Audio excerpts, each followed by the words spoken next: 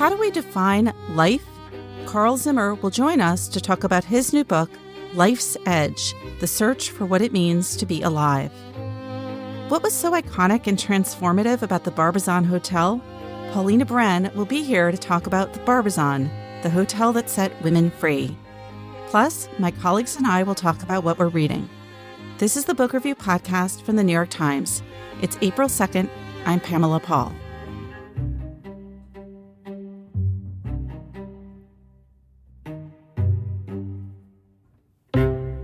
Carl Zimmer joins us now. He is a columnist for the New York Times, and he is the author of many books. He was last on the podcast for his book, She Has Her Mother's Laugh.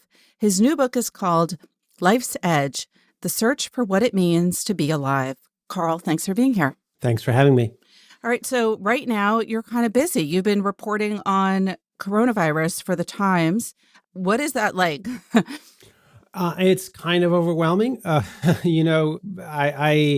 am kind of startled that, the whole world wants to read what we at the Science Desk have to write about, this virus. But I will remember this experience of the past year for the rest of my life, really. It's been exceptional as a moment in science journalism. Now, as a science journalist, is this an area that you had been looking at for years and years? Were you especially interested in epidemiology, or was this sort of switching gears for you?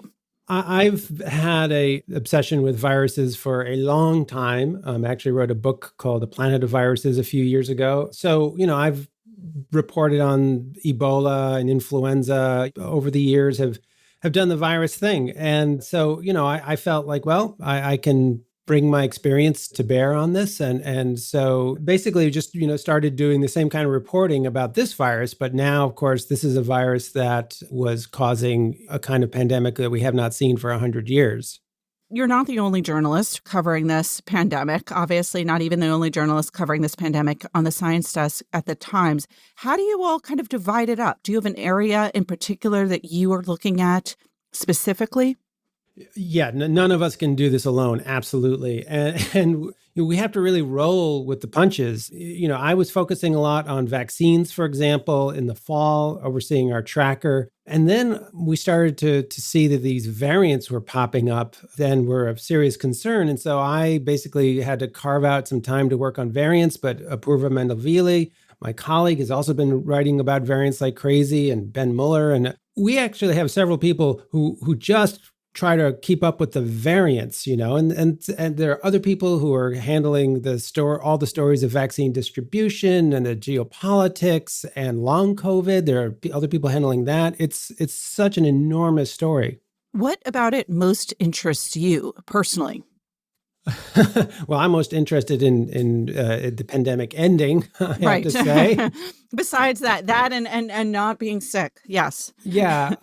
It is unsettling how this pandemic has played out exactly as scientists had warned it would for decades. This is exactly what they told us was going to be happening, that there was going to be a virus that spilled over from a wild animal, and that if we didn't really stay on top of it, stay ahead of it, that it could wreak havoc. So the fact that we were warned for so long about this is pretty disheartening. On the other hand, it has been marvelous to see the development of vaccines. This is like nothing that's happened in the history of science. To have really potent vaccines in under a year, it's amazing. All right. So I want to segue into the subject of your book, which is, of course, what is life? How do we define it? By talking a little bit about the coronavirus and the vaccine. And the question is a coronavirus, and this coronavirus specifically, alive? And is the vaccine alive? Are you putting something that is alive into your body when you get that injection? So first off, with the vaccine, I think that no. I mean, I think we can agree that the vaccine is not alive. There are different kinds of vaccines that people can get. There are some vaccines that are just chemically inactivated viruses. In other cases, they're just little protein fragments. And in still other cases, we actually, for the Pfizer Moderna vaccine, you're actually getting a little bit of sort of genetic instructions so that your cells can make a viral protein. It's not a full-blown virus. It's just enough to teach your immune system how to recognize the virus when it shows up. But as for the coronavirus itself, well, it does an awful lot of things that we consider the hallmarks of life. So, for example, it can evolve. We're seeing that right now. It evolved into a human pathogen, and it is now evolving through these variants into a better adapted human pathogen. So there's no question it can evolve. It can do other things like replicate, for example. So one virus goes into a cell and thousands or a million viruses come out. So the problem is that a coronavirus, if you crack open that shell and look inside, you're only going to see a packet of genes. That's it. So there's no metabolism going on inside. A virus does not eat anything. It doesn't grow. It delivers its genes into a cell, and the cell basically takes it from there. So people have debated over whether viruses are alive for years, and many say no, they're not alive because they don't have the whole list of hallmarks. Other people say, well, you can't just cut them off like that. They're so important to life. So it's actually a huge debate. What do you think? I think they're a part of life. They're part of the living world.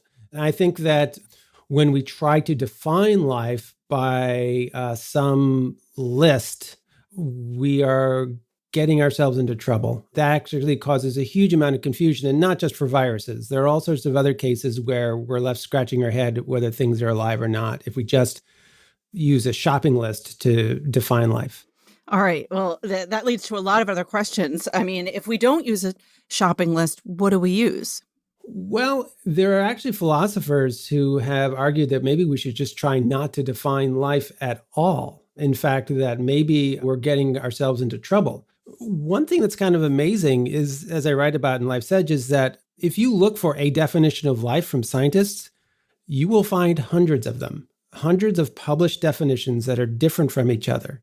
And every year a new one comes out, or maybe two, and they just keep going. There was a paper I read not too long ago that said that there are probably as many definitions of life as people who are trying to define life.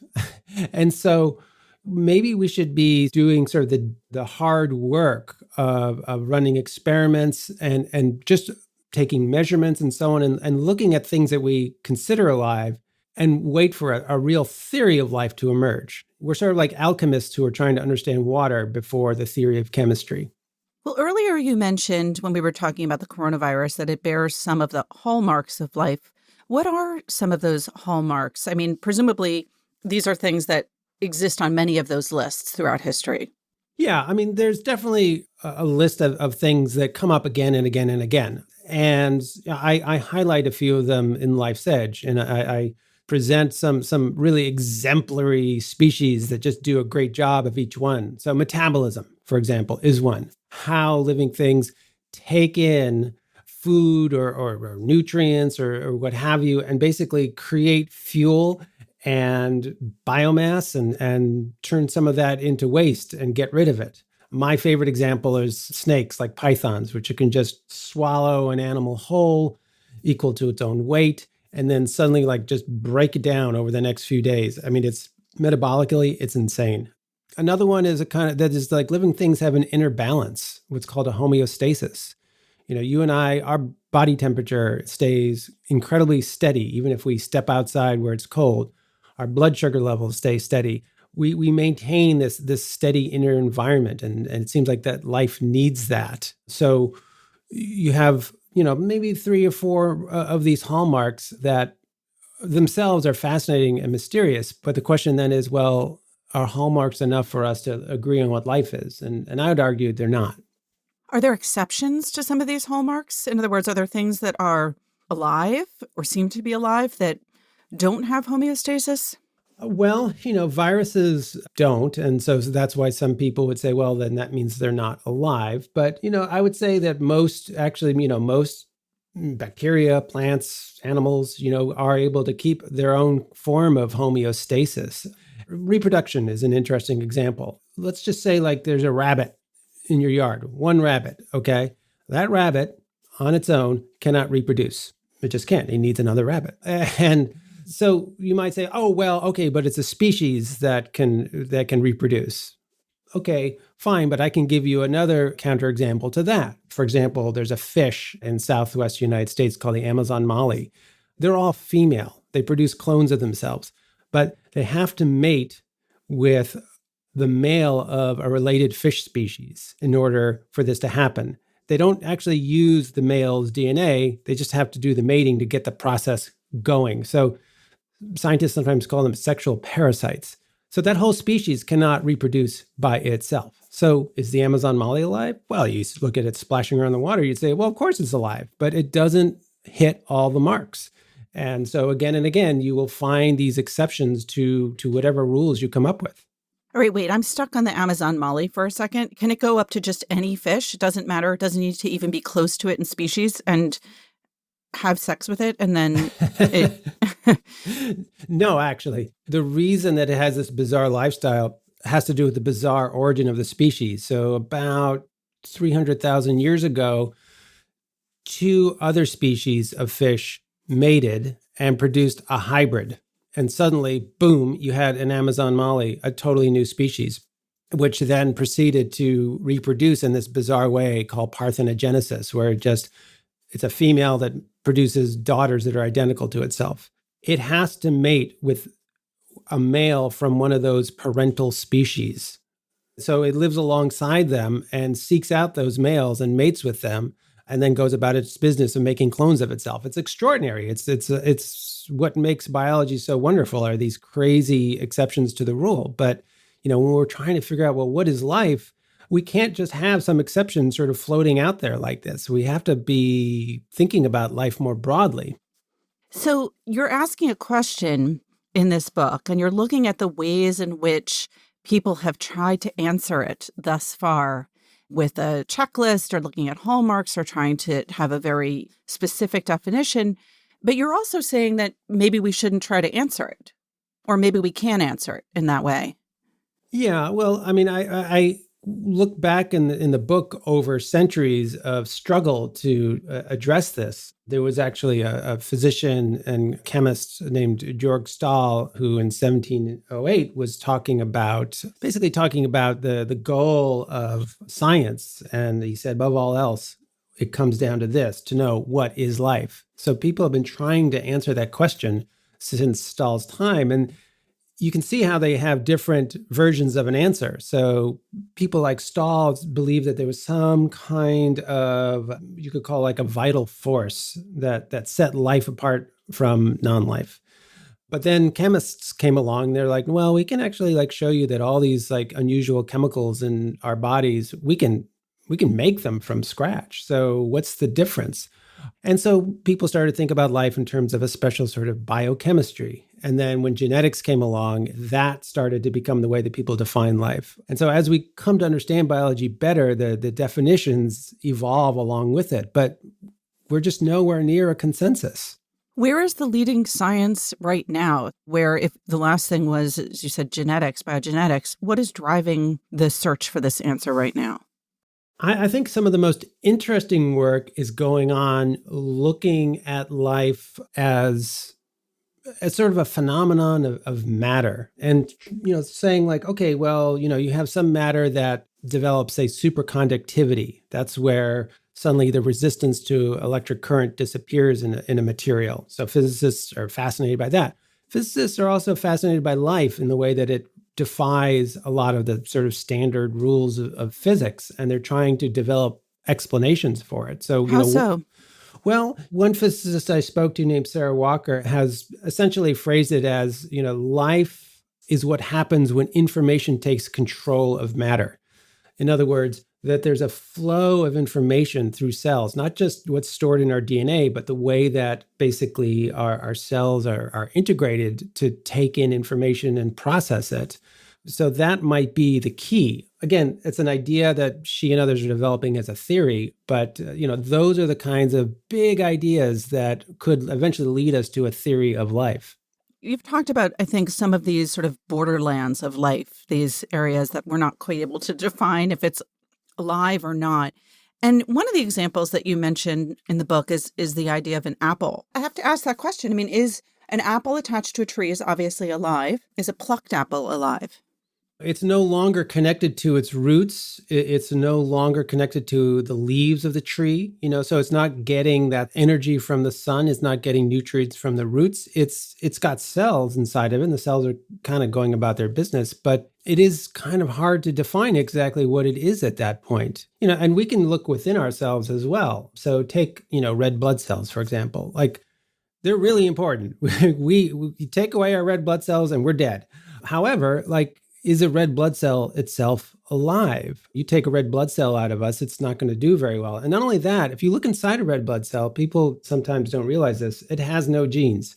Red blood cells develop from stem cells, but along the way, they just lose the DNA. And so they're just like little factories that, carry out important jobs. But if we think about genes as being essential to life, well, they don't have them. So, again and again, we have these things that where our language fails us. I mean, we're inside the human body right now. So staying there for a moment, one of the ways in which this question arises, at least in a kind of political context, is defining life, conception, defining when a fetus is alive or not. Did you look into that at all? Yes, because, I think that when we think about life, we don't just think about rabbits or Amazon mollies, but we think about ourselves. We think about, well, we are alive, and we try to draw lines around that life. When does that life begin and when does that life end? Certainly, this is what drives a lot of, political conflict in a country like the United States. I think that there is actually a lot of sort of misunderstanding of what actually is happening to the early stages of development that leads to claims such as life begins at conception.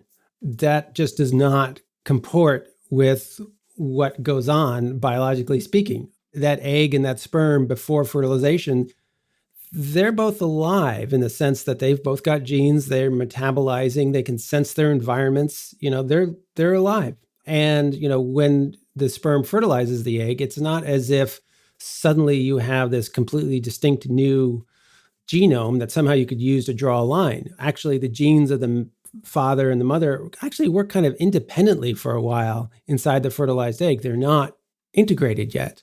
And as you follow along development, you find all sorts of other challenges to any sort of simplistic way that we think we can draw a line and say, well, life starts here. There's also a lot of debate around what death is. And I'm curious, between brain dead or biologically dead, can you study what it is to be alive without also looking at what does it mean to be dead? I think that life and death are intimately connected in terms of what each one means. There was a French physician named Xavier Bichat who in the late 1700s defined life as the means by which death is resisted. So once you can no longer resist death, life is gone. We are faced with a real challenge in the modern age in terms of understanding death because we have tools to keep the body, quote unquote, alive. We have ventilators, for example, that can keep people alive whose brains are so damaged that they would not be able to stay alive without them. So we've come to sort of define brain death legally as the equivalent of death, because for us, a human life is really defined by the brain, not by just metabolism or a heartbeat. If there's no brain, if there's no consciousness, then where is the life at that point? This then leads to lots of conflicts. I mean, there have been court cases about this, and some people will say like, no, well, as long as my child's heart is beating, she is still alive. And so we have not resolved this either. Since we don't have a definitive answer to this basic question of what is life, what is the provisional answer? I mean, you're a science journalist, so you're always trying to come up with at least, do all the reporting and come up with sort of the best answer. What is the best answer right now, the most persuasive? There are working definitions that work okay. So, for example, NASA has defined life as a self-sustaining chemical system that's capable of Darwinian evolution. That's all right, I guess. And that's a pretty good guide for them for what they do. What they do is they send probes to other planets and moons, and one of their objectives is to see if there is life elsewhere. So you kind of have to have a rough idea of what you're looking for. But, there have been people who've argued, well, it is conceivable at least that maybe life doesn't have to be exactly that. So who knows? Like, what if we go someplace and are looking for life and it's staring us in the face and we just can't see it because we're hampered by our definitions? So I actually, spoke with an astrobiologist, visited her in her lab at the Jet Propulsion Laboratory in California. I asked her, well, what's your definition of life? And she's like, I try to avoid one. And I was like, really? And she's like, yeah, like she would really love to send a probe to a moon of Saturn called Enceladus. It's covered in ice and there's a big water ocean inside. And there's something interesting going on there. And she's like, look, maybe we get there and it looks like something that we could comfortably call life, but maybe not. I would love that too. If there's some really interesting chemistry, I just want to see it. Maybe it's on the process of developing into life. Maybe, who knows? I don't want to be hemmed in by a definition. I like that. So it's just a total comfort with not having a definitive answer. Yeah, it feels weird. It feels like, you're on a tightrope without a net. But, for an astrobiologist like Lori Barge, who I feature in Life's Edge, they're like, well, I don't think it really helps me. Do you feel like as a reporter looking into this, as a journalist, as the author of this book, does that answer work for you? I think it works pretty well. And I have to say that it feels okay to me, not just because I spoke to a lot of scientists for this book, but I also talked with philosophers. Philosophers have a lot of important things to say about science and how science is done. Philosophers think about the meaning of the words that we use, the way that we reason about things, the concepts that we use. And they point out that, life, maybe we should think about life like the way we think about games. Ludwig Wittgenstein, the Austrian philosopher, pointed out that we all know what a game is, but you would really have a hard time coming up with a clear-cut definition of one because you could always find an exception. Games are just so different from each other in so many different ways. But that still doesn't stop us from going to a toy store and buying a game. And what we do is we recognize games by what he might call a family resemblance. There's this sort of network of similarities. So maybe we should think of life like that, more like kind of a family resemblance than of some, definitive definition that you can look up in a dictionary. All right. Well, very interesting questions and some answers, not all. Carl, thank you so much for being here. Thanks for having me. Carl Zimmer's book is Life's Edge, The Search for What It Means to Be Alive.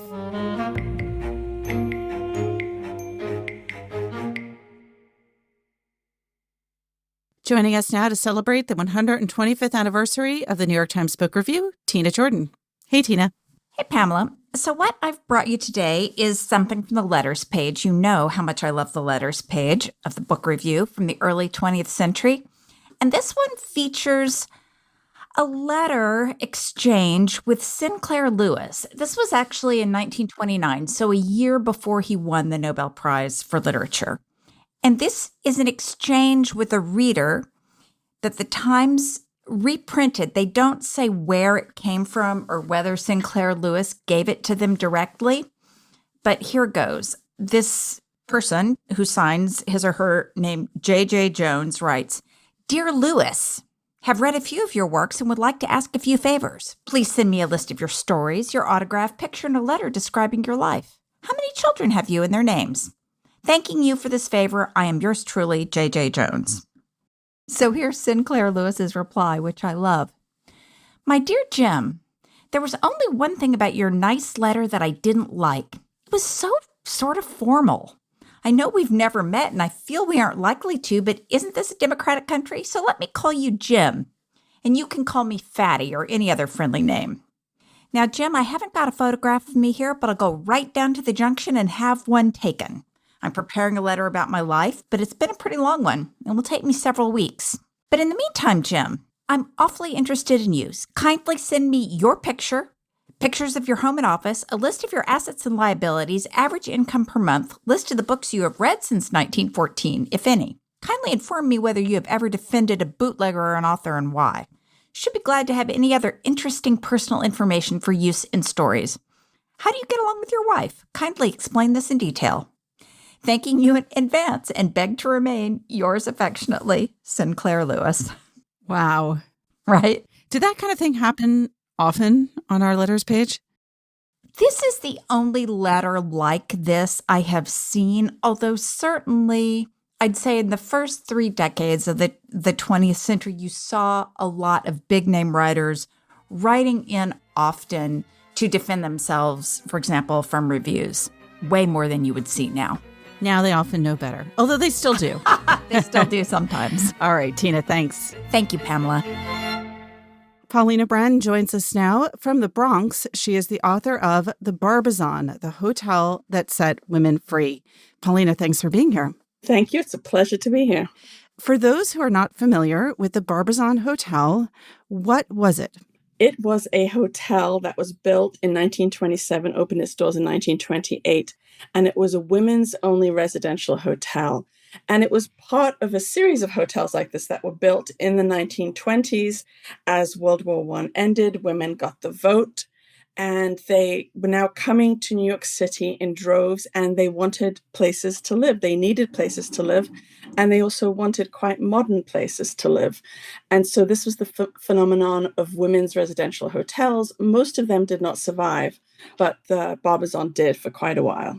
Was this tradition unique to New York, or was this happening in London and San Francisco and Paris and other places around the world? Right. It certainly was happening within the United States. I know in Chicago, they had residential hotels as well.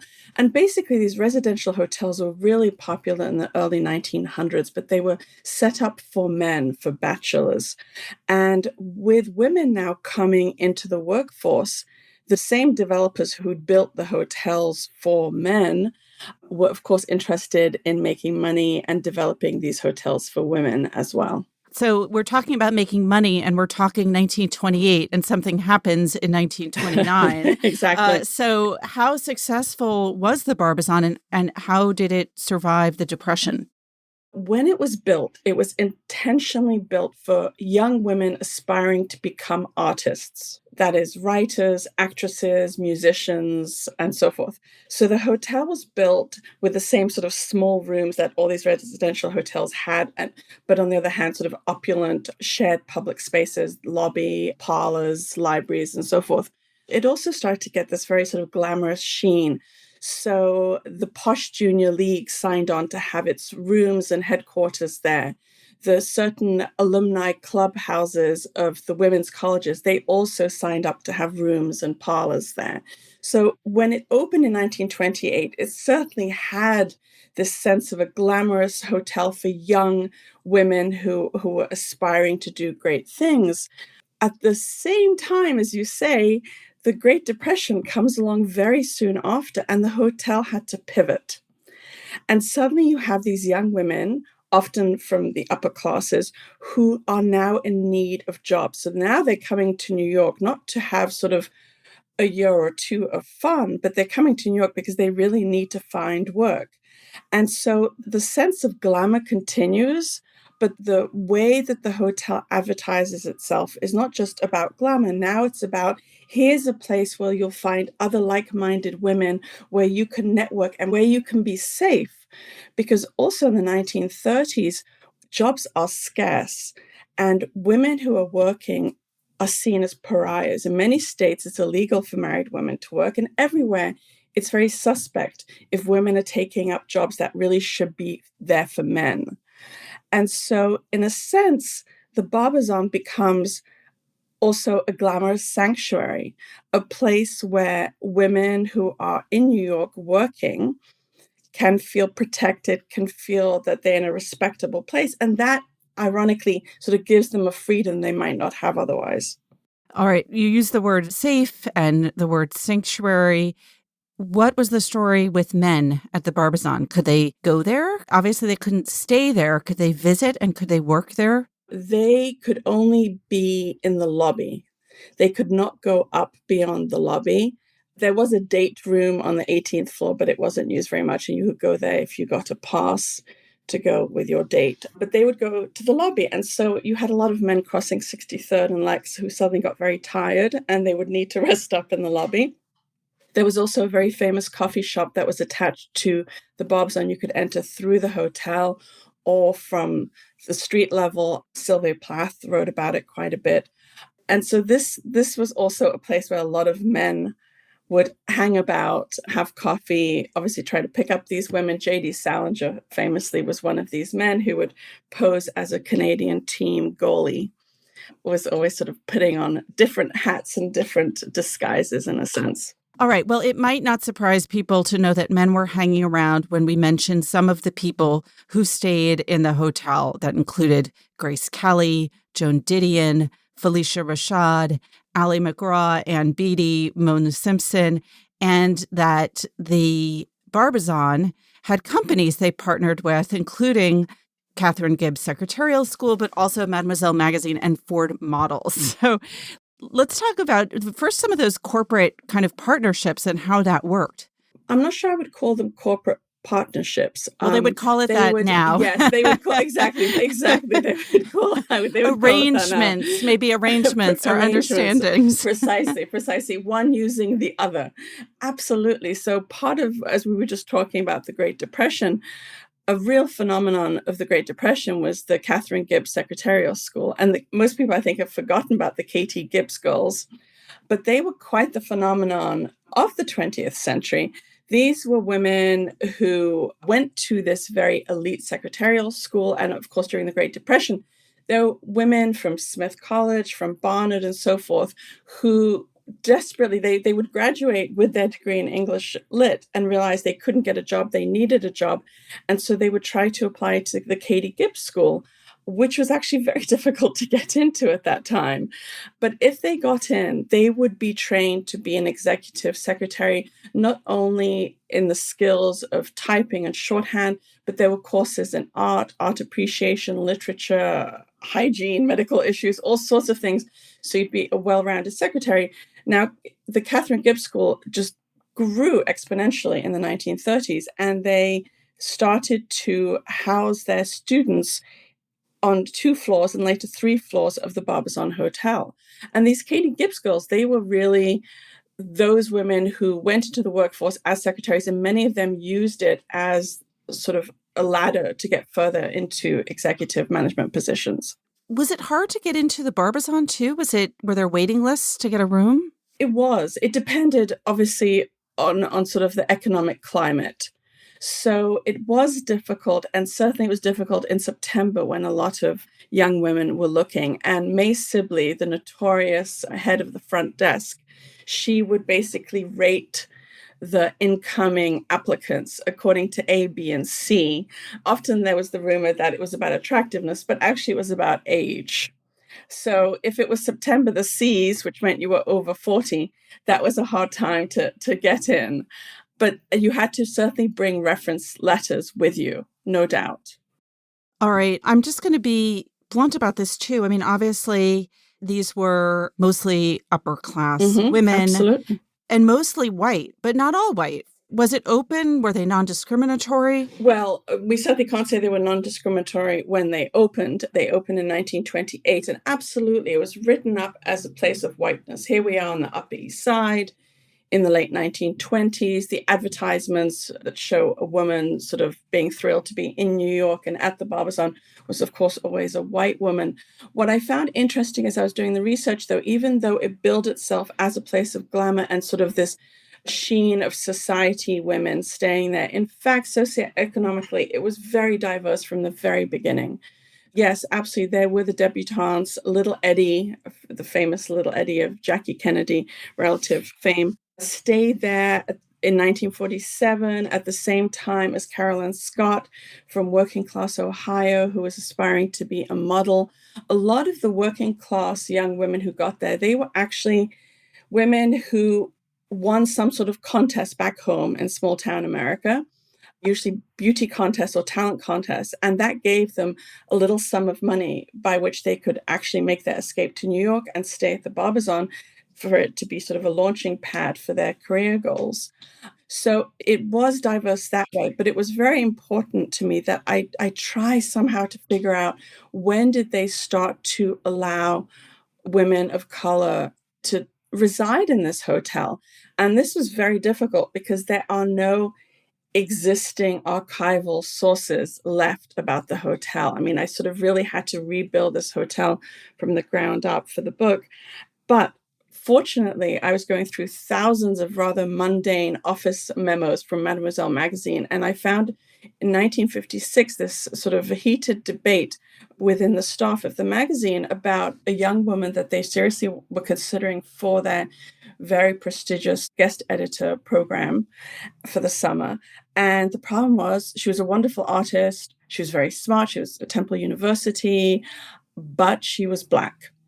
And they were going back and forth about the readership and the clientele that they would lose if they brought her in, because, of course, all the guest editors, Joan Didion before her, Sylvia Plath before her, Betsy Johnson later after her, part of being guest editor, you were visually present in the magazine, and there'd never been a magazine with a Black woman, really mainstream magazine with a Black woman on the pages. And also the big question that they were discussing in these memos was, but will the Barbizon even let her in? Well, the Mademoiselle magazine let her in, and indeed Barbizon let her in as well. And Barbara Chase went on to become a famous artist, Barbara Chase Roubaud. And I asked her about how she was accepted or not when she arrived at the hotel in 1956. Her way of existing in the world was very much to ignore racism. She said she felt comfortable they did not mention the famous Barbizon swimming pool to her because, of course, it was segregated. But she said she didn't mind since she didn't swim anyway. She couldn't care less. But 1956, she was living there. And certainly then Felicia Rashad was there 10 years later. So 1956, I would say, is when they started to let certainly the first Black woman in. You say that the hotel set women free. In what ways? Well, it's obviously a bit of a paradox. When the hotel was built, it didn't have the same outwardly feminist mission, I'd say, as the Martha Washington built in the early 1900s, very much set up for early suffragettes. The Barbizon, however, was immediately set up as a place that would allow women to be independent, which I'd say is, of course, a feminist project itself. And one of the things that they would point out to is that they were making sure that women didn't have to be caregivers. So the fact that there were no kitchens at the Barbizon meant, and the fact that women had left their families behind, they were not obligated to do all those female duties of caregiving, of cooking, of entertaining. And so that was an enormous mission that it had. And it did offer freedom. It offered freedom to women who were coming to New York. They didn't know a single person, and yet they knew about the Barbizon from magazines, from hearsay. They knew they could arrive there and they would be in a safe place, in a respectable place. And for much of the 20th century, if you were in a respectable place, you were afforded more freedom. So there was that paradox. But then the very mission of women's independence is ultimately what also led to the demise of the hotel. So it was actually the women's movement where women were now saying, well, we don't want to live in a restricted hotel. We want to invite men back to our rooms. We don't want to live in this kind of nunnery. And in fact, the hotel had to apply for a special status so it could continue as a unisex institution with the onset of the women's movement. Was it women who lobbied for it to go co-ed in 1981? It was a question of finance. Simply as women now who were coming to New York, young women who were coming to New York, they just wanted to rent apartments. And so occupancy was falling. And really the only answer was to actually bring men in. So on Valentine's Day, 1981, there was a big publicized raffle. And the first man to ever officially enter the Barbizon beyond the lobby area was chosen. He was a Dr. Cleveland from Cambridge, Massachusetts.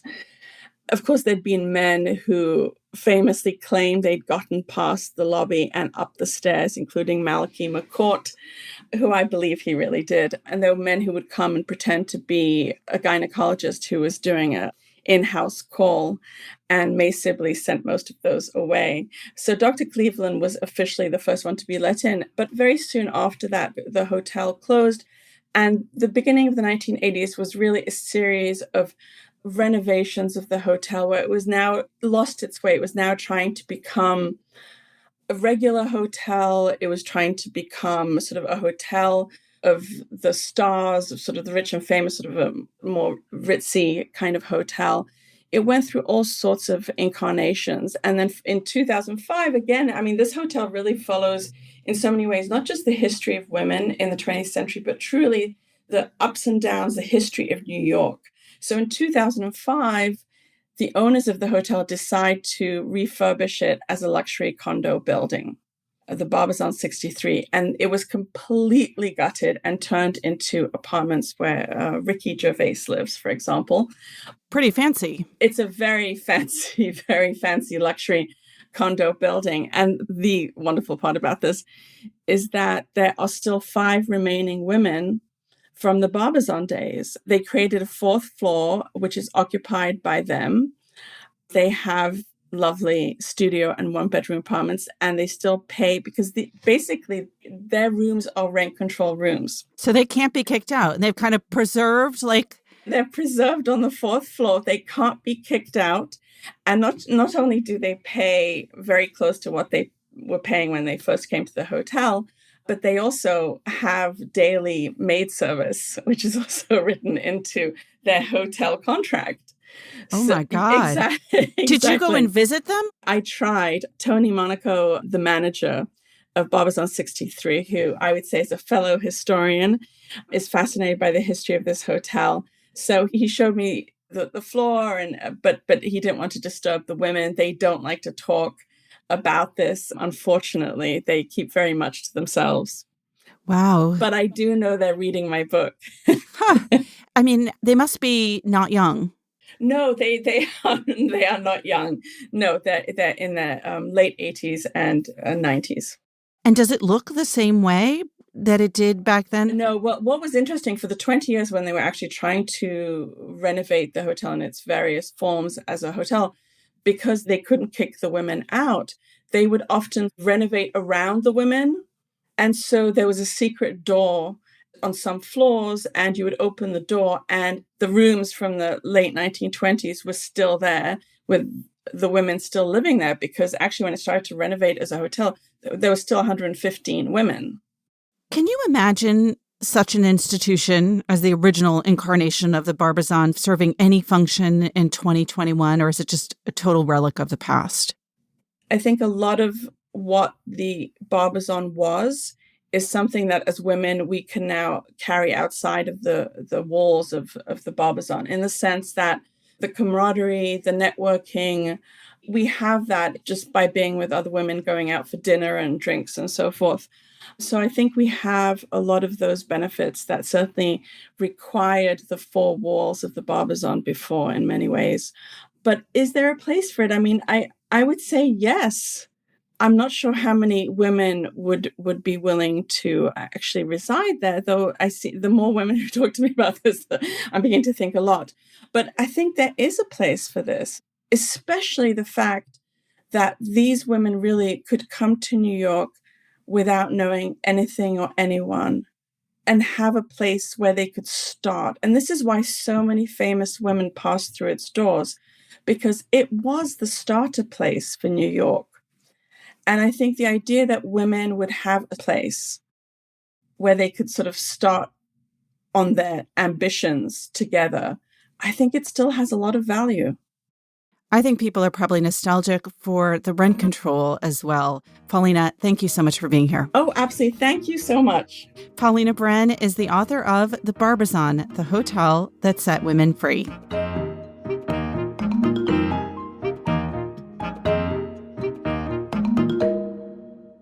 Joining me now to talk about what they're reading, my colleagues John Williams and Liz Egan. Hey, guys. Hi, Pamela. Hey, Pamela. John, what are you reading? Oh, it's been so long since I've talked about Anita Brookner on the podcast, and I thought I would remedy that. And I have a great excuse because the news was released in the last week or so. Very exciting for us Brookner heads. that the great biographer Hermione Lee, for her next project, is going to be writing the life of Anita Bruckner. So I recently picked up, I occasionally just go back to her, and I picked up a book I hadn't read before called Visitors. It's a novel from 1997, when Bruckner herself was almost 70 years old. She started her fiction career very late, as people probably know. And this is the story of a woman named Dorothea May, who herself is 70, and she's been a widow for a while and never even thought she was going to be married. Took her a while to sort of find the man she eventually settled down with. And she describes herself frequently as a spinster and as someone who maybe gives people the wrong impression that she's icier than she is. And the plot of the story, such as it is that she's living alone, and a friend of hers, she has a couple of close friends who are cousins, I believe, of her husband. And one of them has a granddaughter who's coming to town to get married. And there's all kinds of drama around that. But the essential plot is that a friend of this daughter is going to stay with Dorothea for a few days or maybe longer during the time of the wedding. And so he's a youngish guy just out of college. And they're two very different birds. And Dorothea's reaction to him is what drives the book and their relationship or lack thereof. And it's funny because the first half of the book, the plot is a little bit, it's not unbelievable, but it almost feels like she's setting something up that is, I don't want to say sitcom-y, but that sense of, oh, here's the sort of reclusive old woman and the young American kid who's going to either open her world or try to get her to be less cranky. And there is a little bit of that, but in the second half of the book, because she's so brilliant, I can't tell you how good the second half of the book is at getting at Dorothea's loneliness, what she wants to do to overcome that, the ways she maybe can and can't do that at this stage of her life. It's just absolutely brilliant. It's one of my favorite of hers, which is really saying something. And I just thought I would read just these few lines because there are so many great passages in it. But one thing that Dorothea or Thea does is that she really regrets this affair that she had when she was younger, which to the modern reader doesn't really seem very crazy, but she was very innocent and prudish, and she's always regretted it and kind of morally judged herself for it in a way that seems too much. And so she recalls it for a bit, and then she says, and it's in part of this passage, she's also talking about loving the book Persuasion by Jane Austen. And so after recalling the affair for a bit, she thinks in third person, it was different now, she knew. All sorts of liaisons were accepted, single mothers taken for granted. Bishops preaching about family values merely sounded foolish.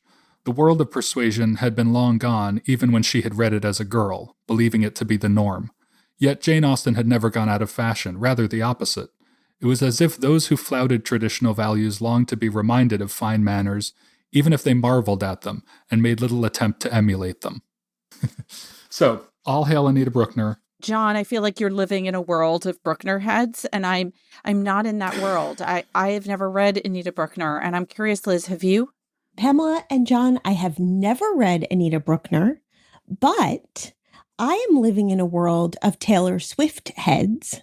And Taylor Swift's most recent album has a beautiful song on it, which is truly my new favorite song, called Dorothea. So it might be a good soundtrack.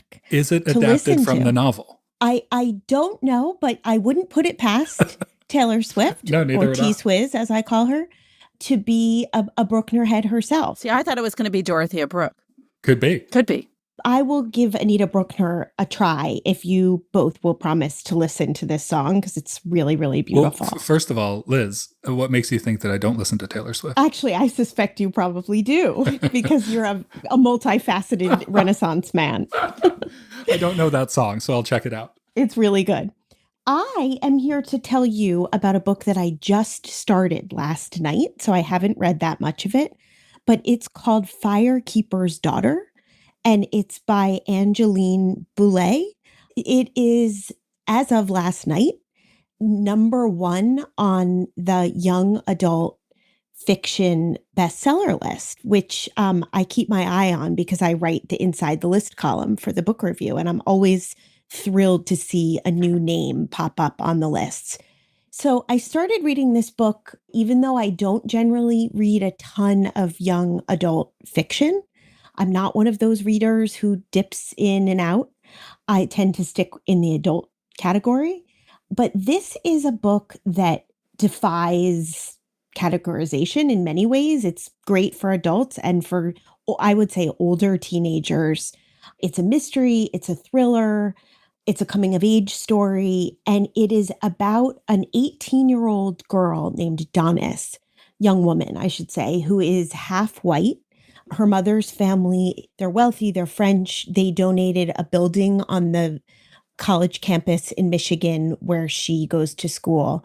And she's half Native American. Her father is a member of the Ojibwe tribe. And so she has a foot in these two worlds, but somewhat precariously in both. And as I said, I'm still at the very beginning of the book, but I know that Donis is about to witness a terrible tragedy and that she is going to get pulled into the investigation. And I saw an interview with the author who was working on this book for 10 years, where she said that she wanted to write a book about an Indigenous Nancy Drew. And as a Nancy Drew fan from way back, that was kind of what hooked me on this story. And it's also been optioned by the Obama's production company, Higher Ground, and it's being turned into a show. So I'm curious to see where it goes. I love the main character so far. She's strong, scientific, smart, a little bit funny. And I know she's about to put her life on the line in ways that I think most 18-year-olds probably wouldn't be willing to do. So I'm excited to see where it goes. Pamela, what are you reading? Well, I'm also reading, I guess, about life on the line. I recently read this book by Maggie O'Farrell, I Am, 17 Brushes with Death. Now, this is one of the books that I remember people on our desk and people at the book review talking about a lot just before we left our offices for quarantine. And we were talking about it because Maggie O'Farrell's new novel, Hamnet, had just come out. And everyone was saying, oh, you have to read her memoir. Hamnet, of course, went on to become one of the 10 best books of 2020 that the editors selected. And so I wanted to read this memoir, and I kind of, I don't know about you guys, but I always have like a list of books tucked in my head that are sort of in this, this sort of nether zone. I'm not going to go and order them. I'm not going to go out and get them right away. But should I see them, I'll buy them. And I was in a little bookstore called Pickwick Books, which is in Nyack, New York, during quarantine. And have either of you ever been to this bookstore? Oh, it's unbelievable. It's a really amazing bookshop where almost all the books are not on shelves. They're like piled up from the floor. John, you would love it.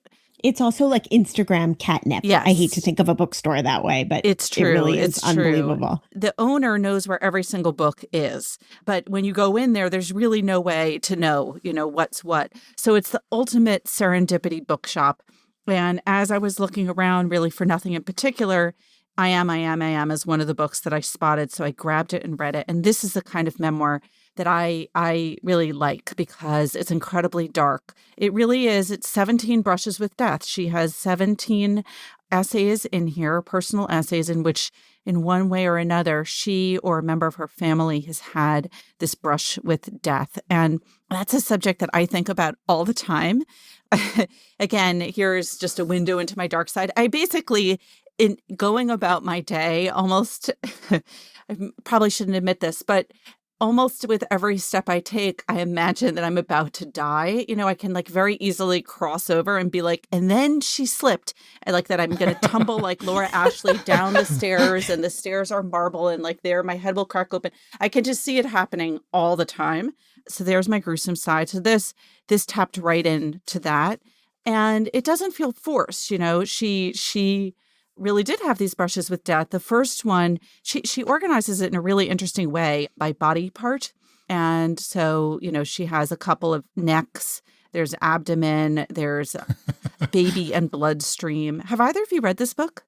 It's truly one of my favorite books. I absolutely loved it. Okay. And the opening chapter in particular is just, I could practically recite it by heart. It's so good. The two final essays in this piece, Liz, I don't know about you, these just like left me gasping. And I don't want to give too much away, but there's this passage in which she's talking about being hospitalized as a child. And so you know what I'm talking about. This was cerebellum, was the body part. And she is in her hospital room, and she says that she hears from outside the room the following: footsteps, the fluting voice of a child, a rhythmic noise like a toy being dragged along the lino. The child says something in a high, inquiring tone, and the nurse tells him to be quiet. Hush, she says. There's a little girl dying in there. I mean, did that passage just leave you on the floor? Completely on the floor. There's another chapter, I believe, about one of her children. That had a similar, it definitely paused my happy romantic comedy fantasy of life. Yeah, you know what? I'm just going to do it. I'm just going to say what it said. Yeah, you should. So her daughter is having a near-death experience, and they're rushing to the hospital, and she writes, Will accelerates down the autostrada, speed limits be damned, and when we get to Orioveto Hospital, we will screech in at the ambulance-only entrance, and I will leap out, already sprinting, my daughter held before me, like an offering. I will be thinking, oh, no, you don't. Not now. Not here. You're not getting her. I'm going to start crying. You're not getting her. Not today. Not anytime soon. She is. Was that the passage for you? Yes. All right. So it's such a beautiful book. In short, not for those looking for a lighthearted read, but if you're the kind of person who likes to think about death frequently, like some of us, I would highly recommend it. I've been meaning to read that, and obviously this is pushing me. John, you will absolutely love it. It's just beautiful. Yes. Can't wait. All right. Let's run down the list of the books we read. I read Visitors by Anita Bruckner. I read Firekeeper's Daughter by Angeline Boulet. And I read I Am, 17 Brushes with Death by Maggie O'Farrell. Remember, there's more at nytimes.com/books. And you can always write to us at books@nytimes.com. I write back, not right away, but I do. The Book Review Podcast is produced by the great Pedro Rosado from Headstepper Media, with a major assist from my colleague John Williams. Thanks for listening. For the New York Times, I'm Pamela Paul.